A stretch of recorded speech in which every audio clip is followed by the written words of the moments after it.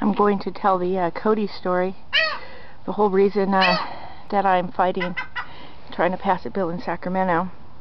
I got Cody in 1998. A lady had called from the neighborhood saying that Cody was, her dog had babies. One was very sick. She didn't think he was going to make it. She didn't want to have it euthanized, and she didn't want a large vet bill. I did take the puppy, and when I went to her house, she did have the mom and puppies that looked just like Cody in the same litter, but Cody was very, very sick. I took him to VCA, and he spent the first 2 weeks of his life in intensive care. He wasn't expected to make it, but did, and he grew up into a beautiful, loving dog. He was sweet. He stayed in the house. He slept in the bed. Typical house pet. He played with the cats and the dogs and the kids. He was a very good dog. He would walk on the leash perfectly, sit like all other dogs. He was well behaved. Anyways, everything was going well until March of 2004 when Cody had a grand mal seizure. Cody usually was seen by Dr. Polachek in Midland Animal Hospital, but that facility was closed on Saturday afternoon, so I took him to Acacia Animal Hospital and saw Dr. Bissoni. He was evaluated, treated, and started on phenobarbital. All was going well until the beginning of September 2004 when he had a second seizure. Again, it was Saturday afternoon, so we was rushed to Acacia Animal Hospital and again saw Dr. Bissoni. But at that visit, Dr. Bissoni's vet tech, Damian Mitchell, had a girlfriend that was volunteering for the Fish and Game impound facility. He told the owner of the impound facility that I had a purebred coyote. She told Zeke Aubrey, Warden Aubrey, and he came to my house to apprehend the coyote. September 13, 2004, he came to my house to, quote, apprehend, quote, the coyote. Told him Cody wasn't a coyote. He was a hybrid, and but he didn't care. He says he was going to apprehend him one way or another. He would arrest me if I got in his way, and he threatened to shoot Cody. I did put Cody in a kennel, and he was taken to their impound facility. It's very financially beneficial for the impound facility to house impounded animals, because not only do they get the fees for the board and care, they also get any fines or penalties levied against the person that owned the animal. So it's quite financially beneficial for them to take impound animals, and that would be my guess why they were so anxious to impound Cody.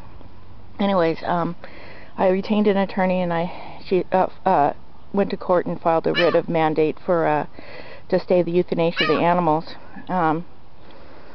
but did not require them to medically treat him or take decent care of him. Anyways, they didn't provide any medical care for Cody. His seizures got progressively worse. He got gastroenteritis, liver failure. He was doing very bad. The vet that took care of the animals at the facility told the impound manager that he needed to be admitted to a full-service hospital. He was doing horrible. In the meantime, I was trying to get my doctor, Cody's doctor, Dr. Polachek, to go to the facility to evaluate Cody. But the Department of Fish and Game wouldn't let us on the premises. They refused to let his doctor evaluate and treat him.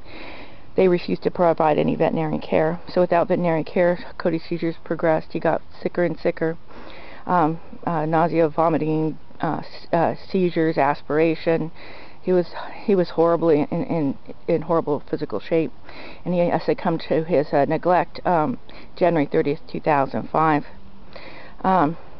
In the interim, Warden Aubrey was trying to get charges against me for having wildlife without a permit, even though Cody wasn't wildlife. The city attorney, Catherine Lang, that was evaluating the case, refused to prosecute. In fact, based on the evidence that she had in her investigation, Zeke Aubrey had no legal right to take those animals and impound them.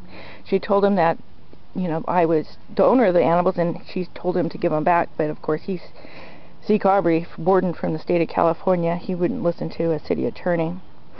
She states that the only way that she would consider prosecuting me would be if he had a DNA test showing that he was 100% coyote. Well, Warden Aubrey did have a vial of stolen blood from Damian Minchell. They got it from Acacia Animal Hospital. He was trying desperately to get it tested for DNA.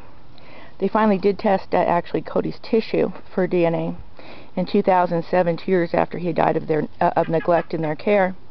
And Cody's DNA showed that he was 50% coyote or less, which was exactly what I said to start with. There was no legal reason for Zeke Aubrey to take those animals, impound them, and neglect Cody and cause him to die. But you know, he's Fish and Game. He does what he wants. He doesn't have to obey the laws. He makes the laws. And so Cody died a horrible, horrible death of neglect in the hands of Department of Fish and Game. And I don't want that to ever happen to any other animals. So I am going to try as hard as I can to get legislation passed to prevent this from happening again.